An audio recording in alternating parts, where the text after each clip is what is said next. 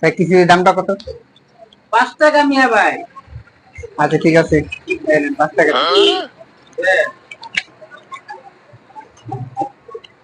আচ্ছা এই রুটিটার দাম কত? এটা 10 টাকা। 10 টাকা। জি। আচ্ছা ওই যে 5 টাকা পাই না? এই লোন 5 টাকা। হ্যাঁ, আর আপনি 10 টাকা দিছি না? হ্যাঁ। এই নেন 5 টাকা। তাহলে রুটি আর এই ক্রিসপি কত হয়েছে? 15 পাইছেন? A few moments later. আচ্ছা বুঝলাম না, প্রথমে এইটা লইলো, লইয়া আমারে দিল কত?